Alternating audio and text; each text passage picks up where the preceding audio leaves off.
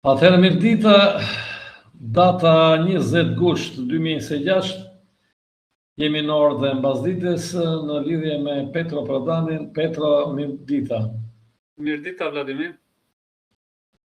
Do bëjmë, Petro, sot një diskutim që të shohim se sa bazë ka kjo teoria e ADN-s që përhapet nga njerëz, nuk e dia janë të shkencës apo të historisë, dhe që na flasin për shqiptarët që kanë një ADN të veçantë, ku diun një ADN shumë të bukur, ADN shumë të vjetër. Domethënë kjo ADN-ja i nxjerr shqiptarët si një racë shumë e veçantë dhe superiore natyrisht në gjitha kuptimet, në anën fizike, në anën intelektuale, dhe që ne s'kemi të bëjmë fare me të tjerët, se të tjerët e kanë të përzier ADN-n, ku diun ne kemi që të veçantë, me fjalë.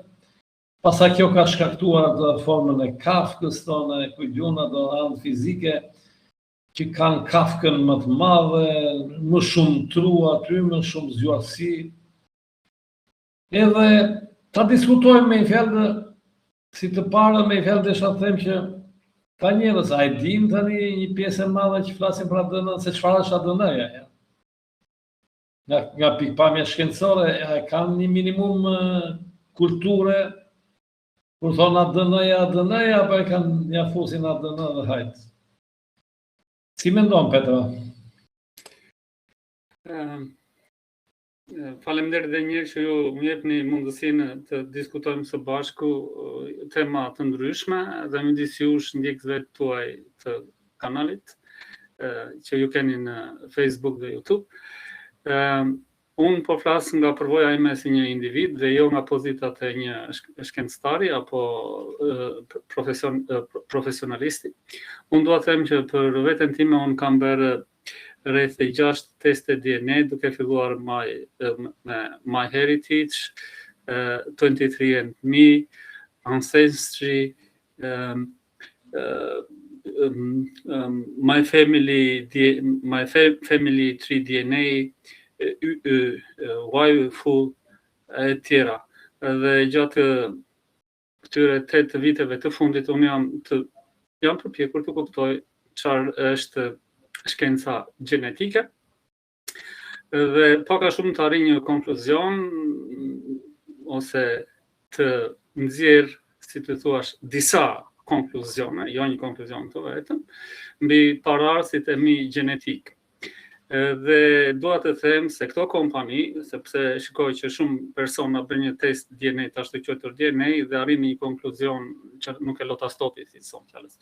Këto kompani që unë përmenda, janë kompani biznesi të cilat shesin shërbime të ndryshme dhe kjo vjet fare re, domethënë e kupton njeriu, kur arrin të ballafaqojë rezultatet e testeve të nxjerra nga këto kompani. Pra duket qartë që një kompani ka një objektiv caktuar, kompania tjetër ka një objektiv caktuar dhe kompanitë e tjera kanë objektivat e tyre të caktuara. Pra ndodh që i njëjti person bën një ashtu quajtur test DNA dhe merr rezultate të ndryshme. Pra një kompani i jep një rezultat, tjetra jep një rezultat tjetër dhe kështu me radhë. Ndodh që rezultatet të përputhen me njëra tjetër dhe pak a shumë të arrihet një konkluzion ku janë shpërndarë kushërinjt e personit që bën DNA. Por ajo që unë dua të insistoj është qëndrimi ose krijimi i këtyre kompanive të një kategorie shkencore, kështu po e quaj unë, që ka krijuar grupet e DNA-ve etnike. Për mendimin tim, ky është një thjeshtësim i rrezikshëm, ky është një tjetërsim i anës shkencore të bërjes së DNA-t. Nuk ka DNA etnike, nuk mund të themi që ka DNA shqiptare, që ka DNA greke, bullgare, amerikane, ruse, etj. Mund të themi që ka grupe popullatash që në një periudhë të caktuar kohore dhe hapësinore kanë jetuar në vende caktuara dhe nëpërmjet testeve të DNA-s ne mund të ndjekim lëvizjen e këtyre popullatave, si janë shpërndar ato në, të themi, në Evropë. Dhe një diçka tjetër në lidhje me këto kompani, shpeshherë këto kompani janë të specializuara në rajone të ndryshme të botës. Për shembull, në qoftë se marrim një test nga një kompani e quajtur 23andMe, do të shohim që ata janë të specializuar më së shumti në një database ose kanë grumbulluar informacione për persona që aktualisht jetojnë në Amerikë. Pra, është një, si të themi, një database relativisht e re, sepse Amerika dhe personat që kanë jetuar në të ashtu quajtur në botën e re janë të pajtur relativisht të rinj atje dhe nuk mund të krahasohet testi DNA-s me të vendave që kanë qenë aty për para 200-300 vjetësh.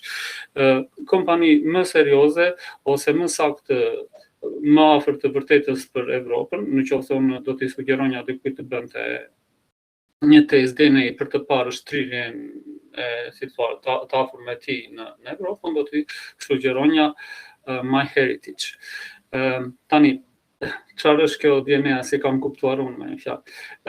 Pa u zgjatur më tej, unë do të ndaj një material këtu për treguar si lidhen kushërinjt ose si lidhen ata që kanë, si të thuash, prindër që janë lidhur ose kushërinj me fjalë. Do të ndaj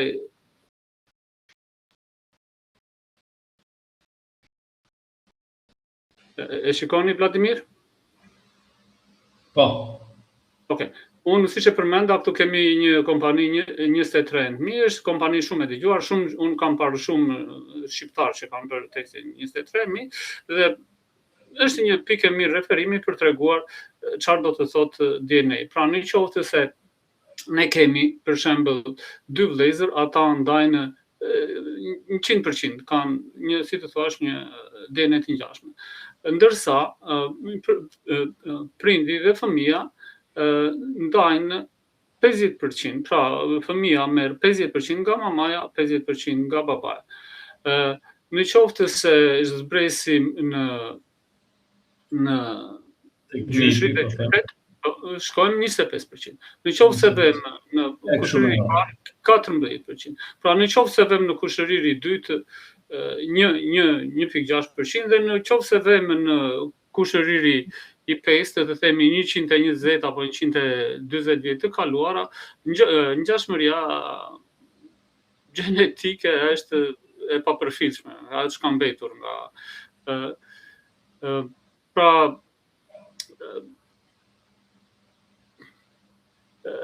edhe një herë duket qartë që këto Skënderbeu, Nën Tereza e tjera kanë DNA shqiptare. Si punë e tyre ka me mira me leona njerëz në botë, siç janë shpërndar, për shembull, dikush ka shkuar në Amerikë, dikush ka shkuar në Australi, dikush ka shkuar në Turqi, në Peqi, në Rusi.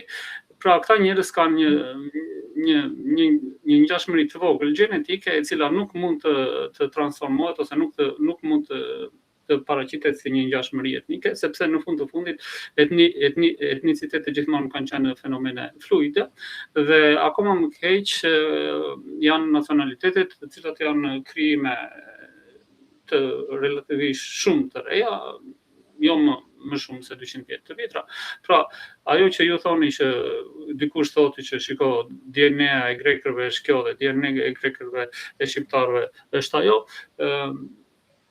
nuk është për afrim i saktë shkencor, bazuar në këndvështrim, duke u kthyer në burat, unë do të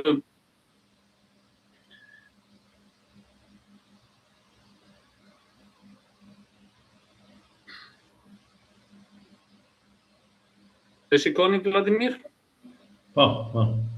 Okej. Këtu kemi një rast, domethënë ne si meshkuj, unë po marr rastin e meshkujve sepse është bërë e zakonshme që në testet e DNA-s ose shkenca më shumë i i thekson, i rëndon anës burrave, pra ati anës si quhet Y-DNA ose Y-DNA, që është linja e meshkujve me fjalë. Dhe këtu kam një skematik përsëri nga një kompani shumë e njohur dhe tregon meshkujt. Pra ky personi këtu është martuar me një femër dhe gjyshi ose katra gjyshi i ka dhënë djalit të tij një kod të saktuar gjenetik, i cili në linjën e burrave pasqyrohet në thellësi të kohës mbase 2000-3000 vjet në vazhdim me një fjalë. Pra, burrat gjithmonë do ta transmetojnë kodin e tyre gjenetik ose haplogrupin në pasardhësit e tyre me një afërsi relativisht të besueshme, e cila ndryshon me kalimin e kohës. Shkenca nuk arrin të japë një përgjigje të saktë se ndryshon kodi gjenetik, por kështu është. E njëjta gjë ndodh dhe me mamat, të cilat transmetojnë ose ju japin fëmijëve të tyre femra të njëjtin kod gjenetik.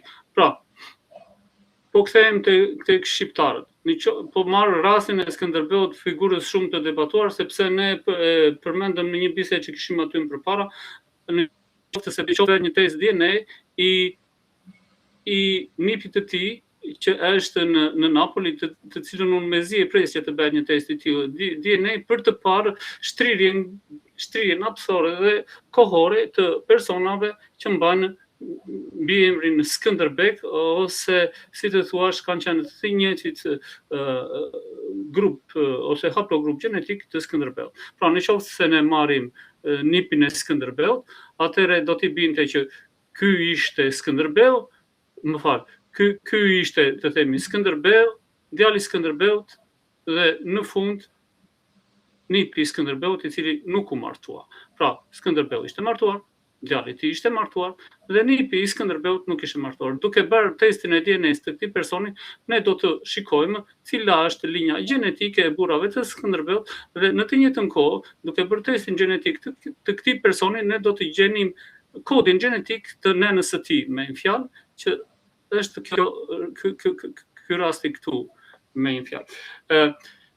Duke e mbyllur këtë, unë përsëri do të desha, domethënë të hyja në një diskutim bashkë me ju, sepse unë do të kam përgatitur, kam gjetur 2-3 materiale që i kundërvijojmë teorisë të gjeneticitetit etnik dhe nacional, që është shumë i prapur në median sociale, bile në televizionin shqiptar unë kam parë persona të cilët i përkasin inteligjencës dhe personave të fushës, me fjalë, të cilët flasin jashtë standardeve shkencore, bile shikoj edhe një përpjekje për të ilianizuar dhe pelazguar shqiptarët e sotëm, që nuk ka as edhe një të vërtet shkencore aty, me fjalë, ose e vërteta shkencore është shumë e limituar, dhe më shumë këto përpjekje po bëhen përpjekje politike dhe shpeshherë probleme tensionesh dhe prapje ignorancë e padije në internet. Do desha që të fillonim një diskutim të shkurtër këtu për ta mbyllur këtë temë pak a shumë në një formë të përmbledhur e të shkurtër. Petra, unë desha shkurtimisht, pa hyrë në këto detajt shkencore, të sqarojmë pak me fjalë përgjithësi për njerëzit se çfarë është ADN-ja. Po. Nuk e di e dakord për 2 minuta, jo më shumë natyrisht. Unë ju jeni njeri i shkencës edhe më saktë mund ta shpjegoni ju këtë se sa unë në formë të përgjithshme, po. Domethënë, ADN-ja është një makromolekul, me fjalë ka në strukturën e saj ka një numër shumë të madh atomesh, e cila në roli i saj në organizmin e njeriut është që të ruajë një informacion. Në këtë makromolekul është depozituar gjithë informacioni në rastin e njeriut. Ky informacion pastaj trashëgohet natyrisht nga babai tek fëmijët e kështu me radhë. Tani çfarë ka kjo, domethënë çfarë është kjo makromolekulë? Kjo makromolekulë është e përbërë nga ato që themi kështu shkurtimisht, që quhen nukleotide në kimi apo në biologji. Nukleotide janë struktura molekulare, struktura makromolekulare, që kanë që janë përbërë nga një grup fosforik, nga një grup pentoz me fjalë zukero, si thuhet sheqeri, por domethënë ciklik, edhe nga një bazë azotuar. Tani, grupin fosforik e kanë gjithë këto. Grupi fosforik shërben më shumë për të krijuar të lidhjen, që të krijohet e gjithë ky zinxhiri i gjatë i lidhjes këtyre nukleotideve, po kështu edhe nëpërmjet ka dhe atë që është baza azotuar. Edhe lidhen njëra mbas tjetrës kjo grup tërësh. Në qoftë se sheqeri janë dy lloj sheqerë që lidhin, riboza dhe dezoksiriboza. Riboza ka acidin ribonukleik, ndërsa dezoksiriboza ka acidin dezoksiribonukleik, ata ADN apo DNA-n, siç e thonë në anglisht. Nëse këto bazat e azotuara, këto në të vërtet janë përgjegjëse për të informacionit, janë bazat e azotuara.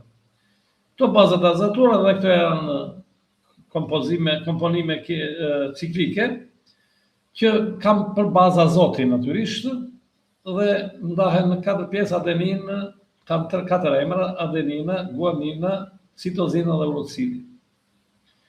Dhe mbi bazën tani se si janë këto sekuenca, pra ajo që lexohet është baza azotuar, për shembull adenina me A, guanina me G, citozina me C, A, G, C, dhe krijohen 3 sekuenca. Zakonisht me një grup sekuencash të këtyre është përgjegjëse për një reakcion të caktuar jetësor të njeriut, për marrim rastin e njeriut. Pra, këtu është i depozituar gjithë informacioni ku zhvillohet gjithë aktiviteti jetësor i njeriut, gjitha reaksionet për krijimin, gjitha aksionet biokimike të jetësore të njeriut, sintezat e proteinave të ndryshme, e tjera, janë të depozituar të informacion. Dhe këto tani ekzistojnë në trajtën e 2 zinxhirëve në vërtet. Janë 2 zinxhira, të cilat me fjalë janë njëri pas tyre tjetrit, dhe momentin pasaj kur ndodh kryqëzimi, krijohen zinxhiri, hapen të 2 zinxhirë dhe një zinxhiri njerëz bashkohet me zinxhirin, për shembull zinxhiri mashkullit bashkohet me zinxhirin e femrës dhe lind djalli apo vajza, varet nga ato kromozomet X e Y që tim më përpara. Që është kjo për një informacion shumë i thatë me fjalë për njerëzit, dhe numri tani se nuk i kam thënë tamam precize se sa është numri i nukleotideve me fjalë gjithë këtyre njësive, po është një numër shumë i madh natyrisht, edhe ato mundësit si këto që ti renditesh tani këto bazat azotuara, adenin, citozin, guanin, ti renditesh është një numër nga pikpamja e probabilitetit, një numër shumë i madh. Domethënë 2 njerëz me të njëjtën ADN është me probabilitet është e pamundur t'i gjesh. Ose raporti është 3 miliard me 1. Domethënë që 2 që të mendohet që koincidojnë, po domethënë çdo kush, çdo person ka të ADN-n e tij. Edhe tani kjo është një strukturë e cila e kanë të gjithë njerëzit, nuk e kanë vetëm shqiptarët, Petra. E kupton? Dhe kjo strukturë tani me grupin e gjakut, sepse në Shqipëri thuhet jemi gjak shqiptari. E kupton? Tani, nga njëra më flasim për gjakun aty, këto marrin me Elena Kosaqi, që s'ja kanë idenë, sa të s'ma me se din kimia e biologji. Flasim për gjakun e shqiptarit dhe pas edhe për ADN-n. ADN-ja me qenë se është informacioni, këta duhet të nxjerrin që neve jemi njerëzit më të vjetur në botë, nuk e di se këtë duan të demonstrojnë këta, që kemi qenë para të gjithëve. Nuk e di tani pse kjo tendencë Petro që duhet kemi qenë patjetër para të gjithëve neve. Ke parasysh se i kanë renditur luftrat, ose perandorit dhe thonë jo, para perandorisë romane ka ekzistuar perandori Ilire dhe Pellazgia përpara, ne kemi qenë të parë, pastaj humb luftë, fiton luftë, dhe kemi arritur jemi këta që jemi sot. Dhe këta na mohojnë historinë, sepse po të tregojnë e vërteta e historisë, na thonë, na kanë shumë borxhe pastaj. Ja 50 miliard për persona, kujton se sa do marrim neve, si u zbulohet kjo se është gjithë kjo tani prej nuk e di sa mijëra vjet përpara, 8.000 thonë më tepër, nuk e di. Dhe që atëherë nga që është kjo padrejtësi e jona që njerë kemi hyrë, njerë kemi ngritur, edhe të padrejtësi ka përkthehet në para, pasi se është një dëm që na kanë bërë, dhe ky dëm historik do na japin para. Dhe gjithë shqiptarët tani thonë inshallah po e zgjidhin këtë problem që të fitojmë sa para. Se për këtë kanë ndëruar se do arrije. Tani, si që thënë ti përpara, ti klasifikosh nga pikpamja etnike, do të thonë për ato që the ti këto ndërmarrjet që merren me këtë studimin e ADN-s persona. Unë them që këto janë shumë artificiale, Petro, mendimi im. Do të thonë këto janë ndërmarrje biznese që lejohen natyrisht, kanë vetëm në bazë shkencore që kanë që analizojnë ADN-n e çdo njeriu, domethënë e marrin informacionin tënd dhe e transplantojnë, domethënë si kur të merren shenjat e gishtave, të bëjnë aty dhe tani bëjnë krahasimet, natyrisht edhe përdorin metodën e krahasimit. Po. Metodën e krahasimit me një lloj gabim të cilin e vendosin po këta vetë. Po. Por në qoftë se ti gabimin do e vendosje shumë të vogël, unë them që aty do bëj një mishmash pasaj, që s'do merr vesh i pari dytin. Këto me sa duket janë furbi, janë tinakër, sepse ndryshe humbin klientët, edhe bëjnë, që kur kanë bërë programimin, e bëjnë të tillë që bëjnë të ndarjen gjeografike në fillim midis shteteve, edhe pastaj nxjerrin aty tek ato, do të nxjerrin gjena do karakteristikat e përbashkëta, por do më thënë duke çfarë them unë, Petra, ne jemi nga një njëjti vend, po të them shumë, me një gjë thjesht. Se varet çfarë kriteri vendosin, kupton? Po. Jemi Pellazgë, edhe ti dhe unë, sepse kemi nga 10 gishta secili. Po. Kemi 2 duar me 10 gishta, atëherë jemi Pellazgë. Po. Merë vetëm karakteristikë, mi po del dhe i grek pas e të të unë Pellazgë, se dhe i ka 10 gishta. Po. Në varet tani se ti sa e ngushton këtë, sa kriter, çfarë gabimi pranon, e kupton? Këto kanë vënë një margjine të gabimit shumë të madh, në mënyrë të tillë që njerëzit të hyjnë diku, e kupton? Të futen diku. Tani ti u futen në një kontinent, e kupton, po sigurisht aty pasaj, do të thënë baza shkencore e kësaj është për mua, do të thënë baza shkencore është fakti që ai të merr ADN-n. Dhe sa pasaj ky krahasimi është shumë interpretues. Po. Është shumë interpretues edhe unë them që aty ato kanë frikë se këta duke ditur dhe emrin mbi emrin ti. Petro, këta e din që ti je nga Shqipëria, më themi.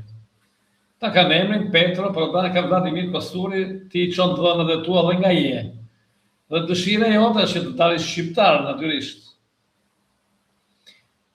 Ato tani i kanë atë informacion që nuk e kanë vështirë që ty të klasifikojnë tek shqiptarët. Nuk e kanë domosdoshmë vetë kompjuteri, vetë këto, se bëhet mënyrë kompjuterike, e bën që ti të futesh te kjo bashkësi njerëzish me ADN të përbashkët me këtë vend këtu. Sepse ti i ke treguar edhe ti e ke treguar se cili je. Nuk e di tani nëse ti ja çon në mënyrë anonime këtyre. Se unë e di që nuk ishte anonim Petra, se ti ma dërgove herë, po nuk. Mund ta bësh, jo, mund ta bësh dhe anonime. Mund ta bësh dhe anonime. Po, ose mund të japësh informacion. Unë duhet të Petra atyre nuk ju intereson. Tani që ka gjërat përbashkëta ka, e kupton, sepse jam dakord që ajo trashëgimia, siç e thënë ti, por ti nuk mund përcaktosh tani etninë, do me siguri këtu, me ADN të ngjashme një zezak, me një të ballë sigurisht që i ke aty. Po. Që figurojnë sigurisht të njëjtës etnie. Domethënë me ADN shumë të ngjashme. Po. Dërsa për sa i përket pastaj që kjo ADN-ja e shqiptarëve na bën ka më inteligjente, më kështu e kujtun etj. Këto pastaj nuk kanë bazë shkencore fare, Petra. Po. Këto nuk kanë lidhje. Por ADN është mbi të gjitha, ADN është i kod thellësisht personal, Po. Është thellësisht personal, edhe ruan informacionin nga prindi, nga dy prindit, por në kuptimin, Petra, se këtu duhet parë kjo, sepse këtu pasaj hymë, do më duhet bazojme të shkenca, se shkenca për ADN e lidhë me reakcionet caktuara biokimike. Po. Do më thënë me sintezat e proteinave kryesisht. Do më thënë një grup nukleotid, do më thënë një grup në ADN është përgjegjës për prodhimin e një proteine të caktuar. Po. Tani, po. Por amam, për sa i përket pasaj inteligjencës, që ti ta përcaktosh, nëpërmjet ADN-s të përcaktosh inteligjencën, Petra, po. Ajo këtu tani duhet patur kujdes, sepse në të vërtetë se më kujtohet, më falë se po bëj një gjë bllëqësi vulgare, më kujtohet një ca fshatare, pa jo në kuptimin e fyres fshatare, se gra fshatare dine që donin që të kishin një fëmijë me kryetarin e kooperativës. Po. Sepse thoshin ai është inteligjent dhe më del dhe mua fëmija inteligjent. Po. Nuk e di e këtë gjurtë, dhe gjë se janë të vërteta, Petra. Ato e mendonin vërtet, thoshin, po ta bëj unë fëmijën me këtë burr që shkon në dinar, i lyer me lerë, do më dali fëmija budalla. Nuk do më dali i zgjuar që të ecin shkollë, pas etj. Atë pa e bëj me një profesor, me kështu, po bëj vetëm fëmijën me dhe që të dalë fëmijën. Në të vërtet, po ti shofësh me fjalët e fëmijëve atyre që janë me baltë e kujtën tjere, që janë më të mirë në përse përket koeficientit të inteligjencës për shkolla, se sa fëmijët e atyre kryetarëve të kooperative për sekretarit partisë, e kupton? Kështu që kjo ka një bazë thellësisht, kjo puna e ADN-s, në kuptimin sa është studiuar, asaj bëhen hipoteza, por domethënë studimi këtu është gjithmonë mbi bazën e reaksioneve biokimike, domethënë këto janë ADN e përmban informacionin jetësor të njeriu, domethënë se si njeriu do të qëndrojë në jetë, zhvillimin e të gjithë, por nuk flitet se ti mbi bazën e ADN-s mund të përcaktosh inteligjencën e një personi që është më i zgjuar, është kokë më e madhe, dhe shqiptarët kanë një ADN që janë më inteligjentë. Domethënë kjo ndarje e tillë raciale etj. Nuk është e bazuar as pak shkencërisht. Po. As pak. Po. Vladimir, mund të ndaj pak një material? Ajo Petra është pjesa e errët që dhe shkenca nuk i jep dot shpjegim. Është pjesa i jo shkencore, si thosh një mënyrë. Nuk mund shkenca të japi shpjegim asaj. Po, mund të ndaj një material në ekran, me që fillove diskutimi.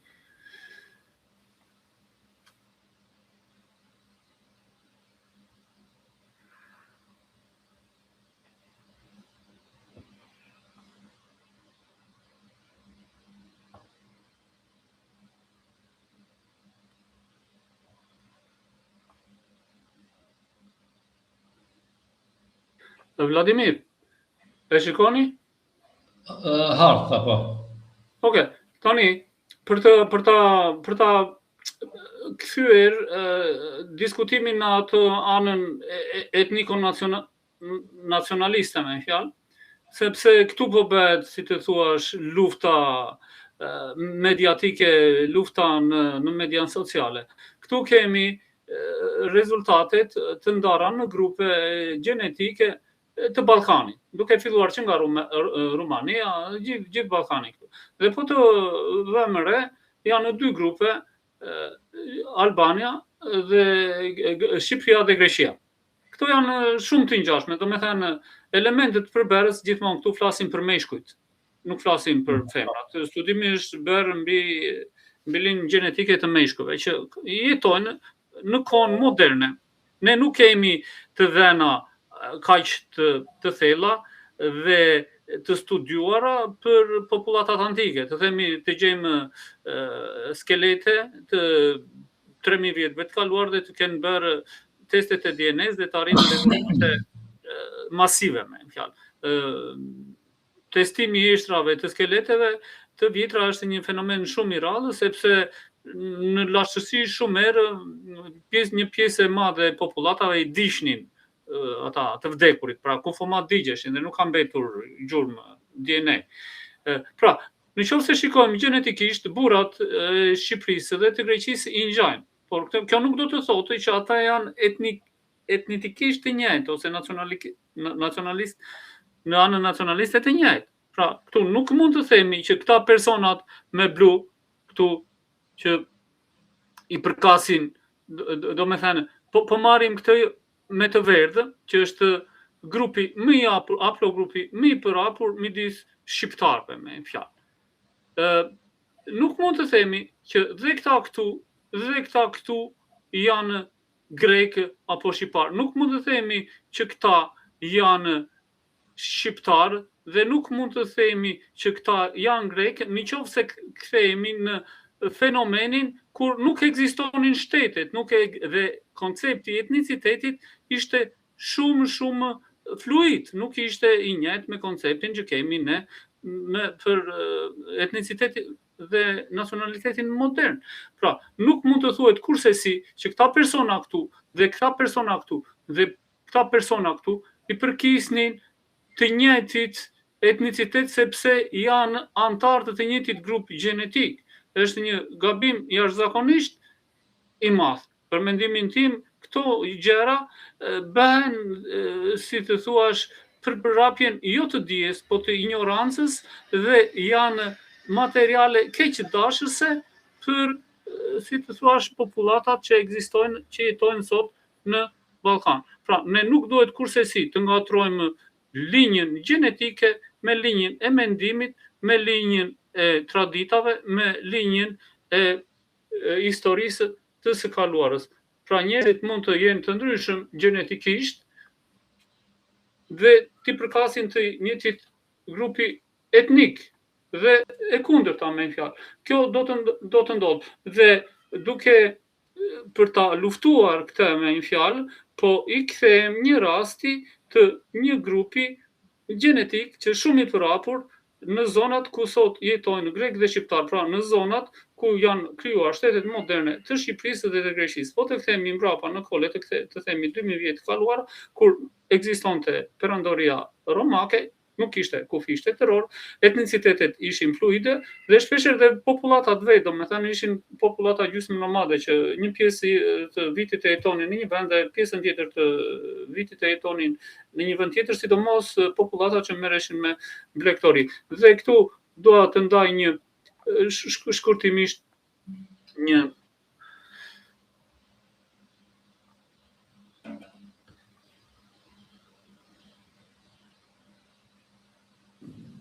Kjo është një artë, e shikoni Vladimir?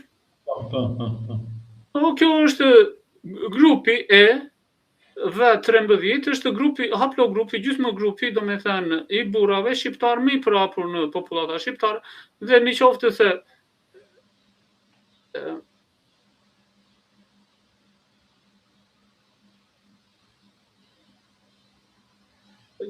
se e shohim këtu, kemi rastin në Kosovë ku ka një përqendrim më të lartë, domethënë rreth 45-50% e burrave në Kosovë i përkasin këtij grupi gjenetik. Kjo shpërndahet në Greqi, në disa vende të Greqisë, në Itali e të tjera.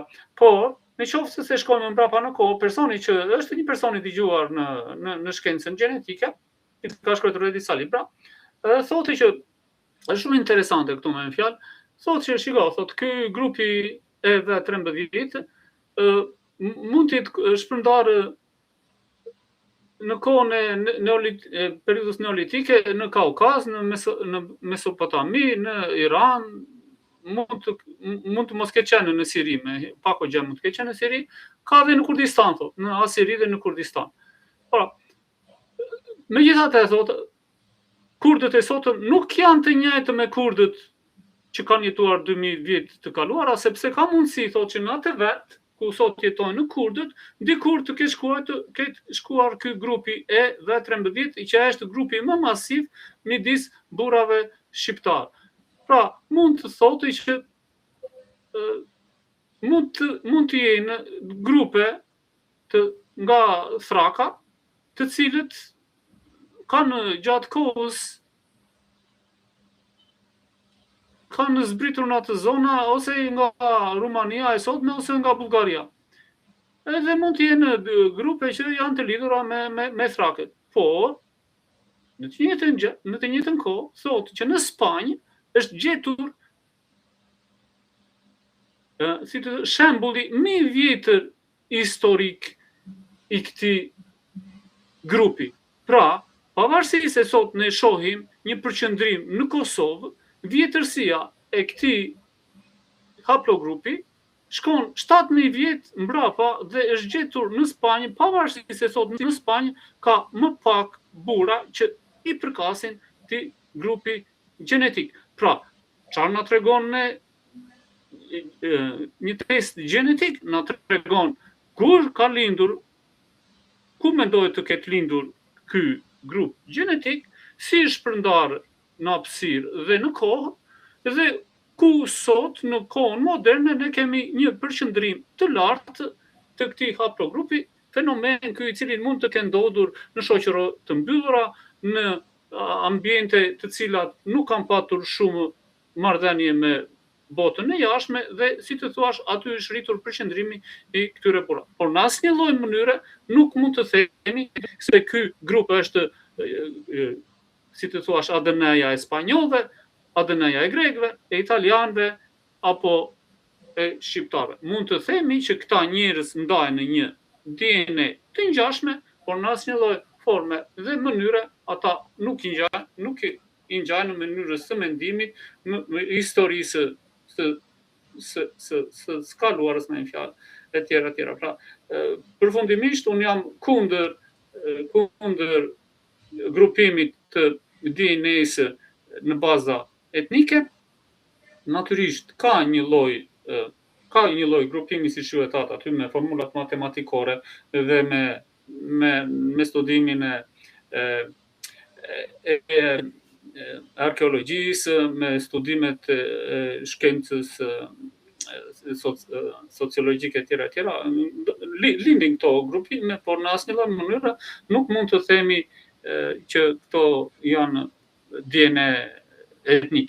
Ky është konkluzioni im, pasi kam shpenzuar shumë leka dhe shumë kohë për të kuptuar ku janë shpërndar ata persona që ndajnë të njëjtën grup gjenetik me mua. Dhe këtu po them një sekret sekret shkencor me fjalë, një person që unë kam një ngjashmëri gjenetike, mund të ketë qenë i lidhur me grupin e hebrej, sepse në Gjermani ekziston një nga si të thuash sinagogat më të vjetra në Evropë, që shkon mbrapa në vitin 1200, dhe aty nuk e prish as Gjerman, nuk e prish as Hitleri me fjalë, sepse u konsideruar si një objekt me vlerë. Dhe aty është gjetur një person që jo se am kushëri, por një grupi shumë të përafërt me fjalë. Ai mendohet të ketë qenë hebre, nuk është njeri I sigurt, me fjalë asnjëri nuk mund të shkojë mbrapa në kohë, por derisi kur të supozojmë që të ketë ebreu, në të njëjtën kohë kam relativ të largët që lidhen me italian, kam me familjen Del Turco, që është një familje e njohur në Milano, kam në Greqi shumë të afër me fjalë relativ që janë vendosur aty.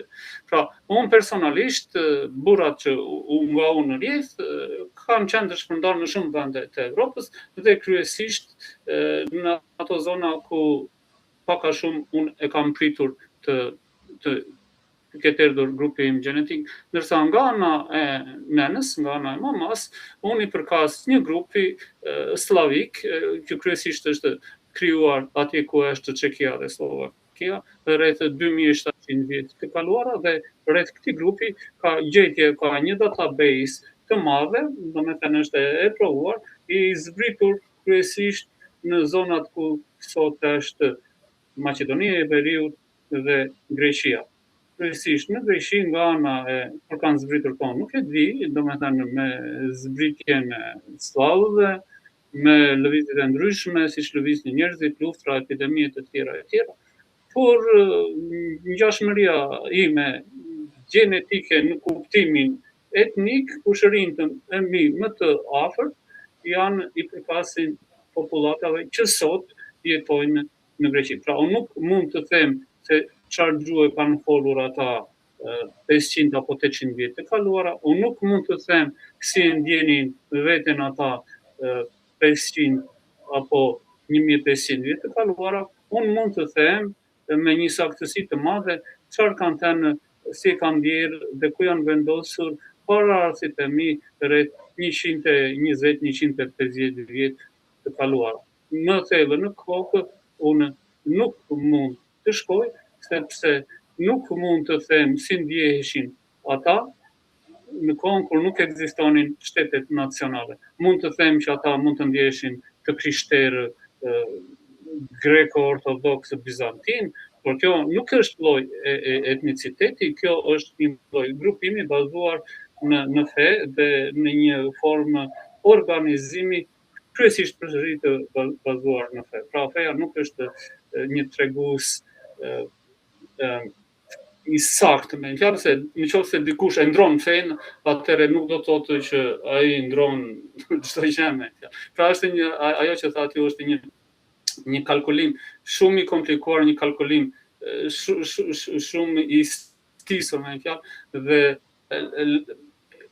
gënjeshtar në shumë raste. Njerëzit nëse duan të bëjnë një testë DNA, shumë ata mund të gjejnë ku janë shpërndarë persona që kanë patur lidhje martesore me njëri tjetrin. Ky është këndvështrimi për sa I përket DNA-s etnike me fjalë. Petra, unë them që kjo që tek ne, po dhe tek tjerë, po më shumë tek neve, këto teori futen shumë shpejt në kokë dhe pa u analizuar. Po. Dominojnë trurin, po e dominojnë në mënyrë patologjike. Domethënë, se tjetër është që ti të kesh një kuriozitet, e të thuash ore nga ku ka qenë gjyshi im, ku ka qenë stërgjyshi, edhe do ta dish. Dhe tjetër pastaj të fillosh të thuash po stërgjyshi im ka qenë në Selanik, për shembull, dhe aty ka prona. E ke parasysh se si lindin këto, se unë nuk e di këtë marrëzi të shqiptarëve, edhe ne shqiptarë jemi natyrisht, por se shenjë marrëzi në vitet 90, Petra, dhe shpërtheu në 2000 mbase. Në pas 2000, në pas 2010, se kemi edhe më të poshtë, më shumë dhe tani kohët e fundit, që shqiptarët pas në vitet 90 filloi t'ju lindi kjo ideja që kam pasurira në gjithë botën. Nuk e di e ke parasysh me fjalë. Fillun aty nuk e di nga zona tuaj, pa nga zonat tonë rrinin me kazma në krah, Petra. Dhe gërmonin në përpyje, në përmale, se këtu kam fshehur thesarët austriakët, këtu I kam fshehur gjermanët. Aty e lidhin me emra, kjo e ka emrin, po e Fushat është një vend nga ne quhet emri Vrima e Ariut. E kam thonë qëllimisht Vrima e Ariut që ti të mos i afrohesh sepse aty është një thesar. Dhe gërmonin malet tëra, kalonin kohën duke gërmuar. Pastaj më kujtohet këtu në Romë, se kam qenë nga ato emigrantë e parë dhe vinin shqiptarë nga Shqipëria, shkonin këtu tek çimiterat e vallezat. Dhe kërkonin emrat gjithë, shikonin, ti nuk mundet në Romë, në çimitere Verano, nuk e di a ke parë ndonjëherë Petra, të futesh brenda tani aty dhe të kontrollosh emrin e një personi, për thonë, se pamundur. Po. Se ka miliona e miliona aty. Është, më kujtohet vetë është një dokumentar që një vajzë donte të bënte një dokumentar për Enrico Malatesta, që ka qenë një filozof dhe aktivist anarkist i vitit 1800, dhe shkon ajo që të gjente varrin e saj aty dhe pyetoroje, thotë ato si ku gjendet, se pamundur. Kishte shqiptar aty Petra që kërkonin se kam këtu dhe ai ka shumë pasuri, edhe t'ia marr dhe ishte njëri shkonte te i varr aty, vajte ato njerëz dhe vet pastaj. I thanë mos u afro me këtu, filloi grindja, po u afrove, thanë ti fashoma peci me do të rrahim. Ai ishte i fiksuar aty, thoshte jo, thoshte se ata kanë shumë para edhe shpërtheu kjo gjë, kjo smundje në vitin 90. Pastaj shpërtheu dhe nga kjo smundje tjetër, shqiptar për fat keq o Petra e kanë këtë. Unë shoh akoma, në kam bjemin Kosturi, më thonë ke prona nga Kosturi, thonë njerëzit. Duhet kesh shumë prona të andej dhe shumë prona nga Stambolli. Sepse të parët tanë këshu, të parët aty, ata kanë pas shumë para, ata kanë pas shumë me kut, jo, domethënë, dhe duhet me vajt me i marrë, Petra. Është kjo kompleksi i të voglit, Petra, që kërkon të duket i madh. Për shembull, ne jemi 600.000 emigrantë në Itali, në të cilën, Petra, 1/3 të paktën 200.000, kur flasin italisht, ti nuk i dallon dot nga italianët. Edhe unë që kam ardhur 30 vjeç këtu, kur shkoj që prezantojmë për herë të parë për bëjnë një leksion privat, edhe flasën thonë, shohin çik theksin dhe thonë të marrin siguri nga Sardenja. Por nuk të marrin që i huaj, sepse ke vite të tëra që e flet gjuhën dhe e kupton, mendo 200.000 të tjerë, 1/3 të cilët kanë lindur dhe këtu. Ata, si do t'i quash tani nga pikpamje etnike, çfarë është ai? Sepse ai flet italishtën se ka lindur këtu. Kurse në Shqipëri çuditën, çfarë them unë, me një siriane, ishin kujtohet aty Blendi Fevziu, kishte kapur një siriane aty, apo ju se çfarë ishte një anë dhe ardhur nga se këta të dhe nuk kanë dalë, Petra, kupton, kështu tip Blendi Fevziu. Këta vende çuditën, e ke parasysh se këta nuk kanë qenë emigracion.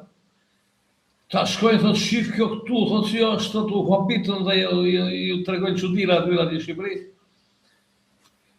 Se më kujtohet një nga ato ministrat e Partisë Socialiste kishte ardhur në Itali vetëm për pirë kafe, me do ka qenë ministër. Për pirë vetëm kafe për të marrë zhvete. Edhe tani nuk është më ministër dhe kishte ardhur këtu, tha ata italianë, tha shumë gentil, tha çfarë sjellje kishin, tha dhe shkruan të aty në teren, pas 36 vjetëve, i kishte bërë çudi që italianët janë shumë gentil, kur veten për zyrat i zgjidhin problemet bam moment, që këtu të merr policia si Kanada dhe këtu të merr me shelba Petra. E kupton? Por domethënë mbyllja Petra, ky izolimi, se mund është ai që ka bën që këto teorira, pastaj edhe këto të ndarjes të etnicitetit, etnicizmi, me fjalë etnicizmi, nacionalizmi etnicist, që të zëj në kokë me njerë pa ditur fare as biologjia, as gjë, pa ditur as ADN, ai thosh tjetër, thot ADN, ai nuk e di çfarë është, por thot neve FP-sat kemi ADN më të mirë, thot në botë dhe jemi këtu e jemi aty. Petra, edhe Po të thoshe kur shohin një njeri të huaj që flet shqip tani një me ngjyrë kështu. Ai e flet shqipen më keq se e flet ti anglishtën ose e flas unë italishtën, është normale. Thot, flas ka shqip, thot. I çuditet flas ka shqip, thot. Flas ka shqip ky njeri, ose vend të arbreshët. Të arbreshët flasin 20% fjalë po themi me origjinë shqipe, po që s'kuptohet, 80% fjalë italisht. Po sa bukur e flasën shqipe, këta e flasën më bukur se shqiptarët. Po. Ose thonë, bravo Arbreshe, pas ka rrujtur gjuhën e kujtun. Do me thonë, Petro, për të i dalluar ti njerëzit, sepse këta kanë qëllime, është normale, bëjnë për të ngritur nacionalizmin, dhe me këto idet ekspansionistike, si të thuesh që Shqipëria të zgjerohet, ata grekët, ku kanë ekzistuar grekët, thonë, s'kanë ekzistuar kurrë, ato kanë qenë shqiptarë, thonë, çfarë grek, ku ka grek, ku ka Greqi, thonë. Greqia s'ekziston. A ke parasysh kur thonë Greqia s'ekziston? Edhe hypin këto teorira që të mbajnë të ndezur të konfliktin etnik në vërtet, që rrethon Shqipërinë me vendet fqinje, edhe këtë dëshirën për ekspansionizëm, që nesër pas nesër po të ketë interesa, një lobi caktuar financiar që ka shumë para, ka shumë fuqi industriale, fuqi financiare, dhe do që të marrë një ishull nga Greqia, por që qeveria greke nuk ja jep se do me mbrojt interesat e territorit saj, të ngrej këtë teorinë që ati e ishull ka të adënën si këta të shqiptarëve këtu, atëra shqiptarë, dhe burë shqiptarë, meni nga i push, shojnë të pushtojmë atë ishull, që ta marri një oligark me fjallat ishull në emër të këtij nacionalizmit shqiptar me fjallat. Kjo është një temë, thamë Petro, është një temë që abuzohet, si për çdo gjë tjetër dhe këtu spekulohet, abuzohet dhe e marri pastaj e trajton njerëz që nuk janë kompetent në këtë fushë, kupton, diskutojnë ata. Se po diskutojnë njerëz në të Akademisë Shkencave në Shqipëri, unë do isha dakord, po për fat, Petro, akoma Akademia Shkencave Shqipërisë dhe universitetet, paktën zyrtarisht, nuk kanë rënë në këtë batakun, do ta quaj unë, të këtij lumbit pseudoshkencor. Se ky është një lumb pseudoshkencor që hyn lehtë tek mendjet e njerëzve, por për fat dhe tek çështjet historike, Akademia Shkencave sido që të jetë akoma mbahet, sidomos edhe tek e gjuhës, po ta vështroj. Kanë atë pozicionin e tyre zyrtar dhe sido që ta hedhin shumë para e financojnë jo rrojt shqiptare, jo kujtur, ato përsëri deri tani reziston. Paktën dhe është një gjë pozitive që të dëgjojnë pavarësisht që të korruptuar pa të korruptuar, po sido që të jetë vetë i korruptuar, pa ai është njëri i fushës, njëri i asaj shkence, si thua, ose i apasionuar, po kur them jo thjesht se ka bërë një universitet, e kupton? Po. Që do me thënë që i dedikuar të asaj, Po. Asaj shkence, ndërsa këta nuk i dedikojnë shkencës, ta i dedikojnë anës emotive, Petra. Po. Këta nuk studiojnë në shkencën, këta përhapin pseudo-shkencën. Po. Do me thënë këta shojnë të njerëzit atë gjëra shumë të thjeshta, pa i thelluar fare nga në shkencore, në mënyrë tjetër që trurit i njerëzve t'i pranojë këto që thonë këta si të vërteta. Si ata që thonë toka shëshesht, e kupton? Po. Po. Vladimir, ta mbyllim këtu. Unë për mendimin tim i thasha ato që desha të thesha për përsëri dhe një herë veten time, unë jam kundër idesë të grupimit të testeve shkencore të DNA-s në baza etniko-nacionaliste të botës moderne që ne jetojmë, të vitit 2026. Plotësisht dakord me studimin e DNA-s dhe shpjegimin e saj në baza historike, por ato nuk janë, si të thuash, bllojqe të pandryshueshme, ato ndryshojnë në vazhdimisht, sa më shumë shtohen testet e DNA-s, sa më shumë shtohet njohja dhe teknologjia e përpunimit të këtyre informacioneve, përmirësimi i formulave matematikore mbi të cilat krijohen këto database, ndryshojnë dhe të dhenat. Pra, unë I bëra një miku tim një test DNA dhe në fillim ai doli shumë ja për adhuratme, ja, ai doli shumë I lidhur me popullatat bullgare. Pas një viti e gjysmë me njëta kompani siç etnikisht bullgar.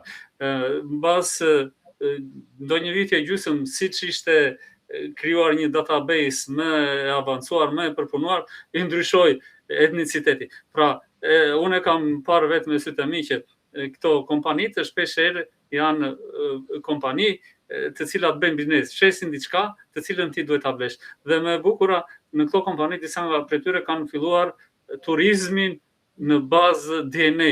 Do me thënë, në qoftë se ty të del pak a shumë një person që jeton sot diku në Rumani apo në Bullgari, thonë, shko të takosh kushërinë e tu, dhe të nxjerrin një listë të tërë me hotele, me makina, do me thënë është bërë një biznes I turizmit masiv, pra kemi të bëjmë me një manipulim bizneso-financiar, shpeshherë këtu kalon dhe degenerimi, apo në klasifikime shëndetësore. Do me thënë, më jep mua, paguam mua, unë do të bëj një test të DNA-s tënde dhe do të them cilat janë smundjet nga cilat ti mund të prekesh. Dhe pasi ti jepet ky konkluzion, ti jepet edhe një listë e gjatë çfarë ti duhet të bësh, cilat janë ilaçet e tjera e tjera. Pra kemi të bëjmë me një marketing I cili është shpeshherë I pëlqyeshëm nga njerëz me dije të pakta ose njerëz që neglizhojnë shkencën. Këtu e mbyllim. Më pa një bisedë interesante. Faleminderit për shpjegimet mbi DNA-n, Vladimir, gjithmonë të vlefshme dhe shkencore. Faleminderit përsëri. Faleminderit Petro, ti falenderoj njerëzit ata që na ndjekin edhe dëgjojmë herën tjetër. Mirupafshim.